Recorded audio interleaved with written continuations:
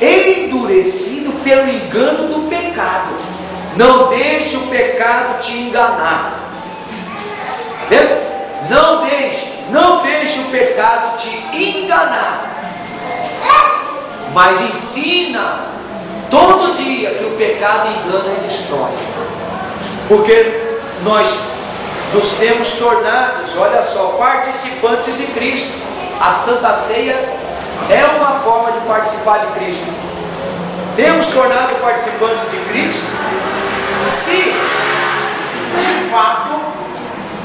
de fato guardarmos firmes até ao fim a confiança desde o princípio. Desde o princípio tivemos. Você um dia chegou na igreja confiando, crendo que Deus mudaria a história da sua vida. Mas com o passar do tempo, no desenrolar do novelo da vida, alguns momentos você, diante de situações que era para você pegar mais firme e perseverar, você acabou o quê? Acabou fracassando na fé, diminuindo a sua crença. Você começou a regredir naquela confiança em Deus. Você começou a voltar atrás. Você começou a retroceder. Então, ele diz no versículo 15: enquanto se diz, hoje, se ouvires a sua voz, não endureçais o vosso coração, como foi na provocação. Aquele povo endureceu, não quis dar ouvido à lei de Deus, que Moisés trouxe do alto da montanha, quando ele trouxe os 10 mandamentos. E ele disse: hoje, se ouvires a sua voz, olha, não seja como o povo de Israel, os hebreus, que Deus escolheu para ser o seu povo. Então falou: não seja como eles, não endureça o coração, a lei de Deus, a palavra do Senhor. Não endureçais o vosso coração como foi na provocação. E ele diz no versículo 16 desse capítulo 3 de Hebreus: ora, quais os que tendo ouvido se rebelaram? Quem foi que se rebelou?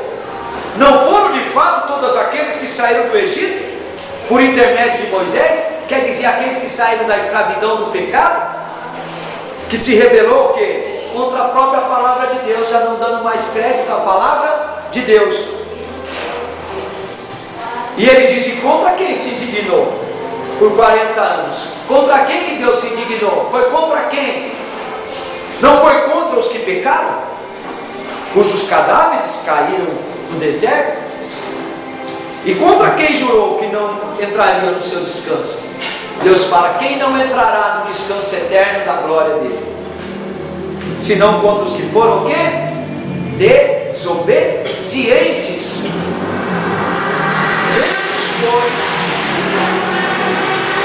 Vemos, pois, que não puderam entrar por causa da incredulidade. Está vendo? Nós não podemos cair nessa situação de ser incrédulos diante da face de Deus. Mas vamos continuar, vamos entrar no capítulo 4, que está rendendo o tempo. Parece que o relógio deu uma parada ali, eu estou vendo isso aqui, ó. Que maravilha, né? Continua assim devagarinho. Eu já olhei até no celular aqui para ver se o relógio não estava parado, né? Segura as pontas aí, Jesus. No capítulo 4 agora: temamos, portanto, que, sendo-nos deixada a promessa de entrar no descanso de Deus, suceda aparecer algum de vós tenha falhado. Que algum de vós tenha falhado. Não fala. Porque também a nós foram anunciadas boas novas, como se Deus com eles, mas a palavra que ouviram não lhes aproveitou. Veja bem, Deus estava com eles, deu a palavra, eles ouviram, mas não trouxe proveito nenhum para aquele povo hebreu lá no deserto, visto não ter sido acompanhada pela fé naqueles que a ouviram. Quer dizer, aquele povo que era de Deus, vendo milagres, prodígios, maravilhas, eles não tinham, não agia a fé. A fé é crer. Eu creio, credulidade. Então, não foi acompanhada pela fé deles. Nós, porém, agora entrando na nossa situação, no versículo 3 do capítulo 4 de Hebreus, nós, porém, que cremos, entramos no descanso. Mas nós não morremos ainda. Mas nós saímos do descanso do pecado, da maldade. Nós, porém, que cremos, entramos no descanso conforme Deus tem nos dito. Assim jurei na minha ira, não entrarão no meu descanso. Embora certamente as obras estivessem concluídas desde a fundação do mundo.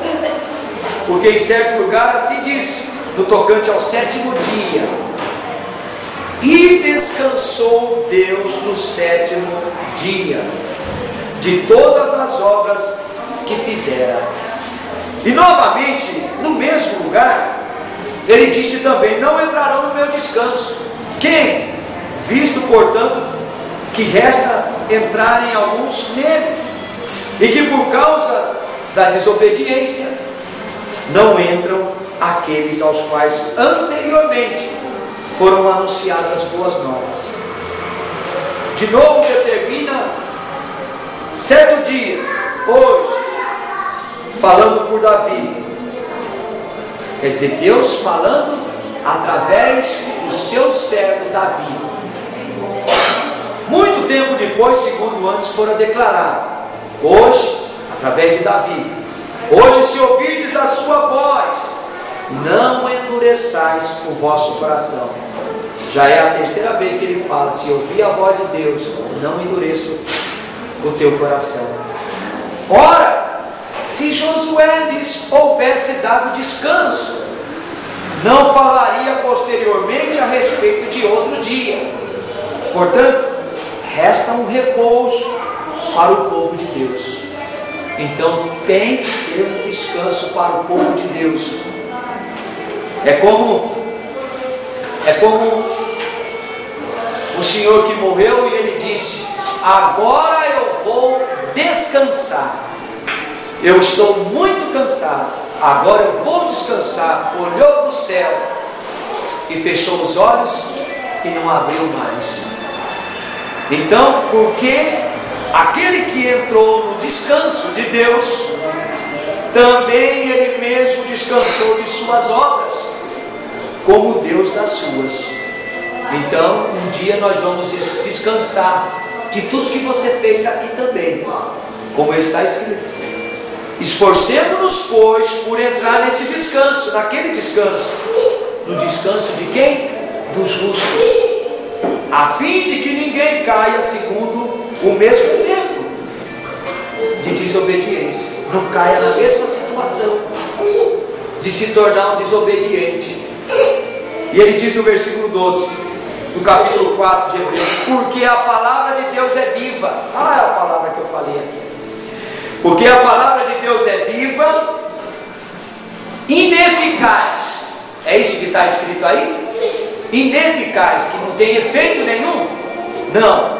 Está falando que a palavra de Deus é viva e eficaz. Quer dizer, acontece, produz.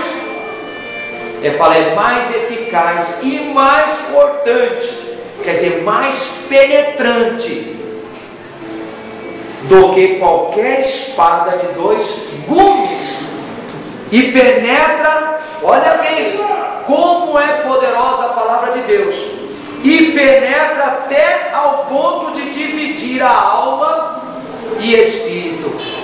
Ela faz separação. A palavra de Deus separa a alma e espírito, juntas e medulas, e é apta para discernir os pensamentos e propósitos do coração. Quem? A palavra de Deus. A palavra de Deus é poderosa. E ele diz: e não há criatura que não seja manifesta na sua presença. Pelo contrário, todas as coisas estão descobertas.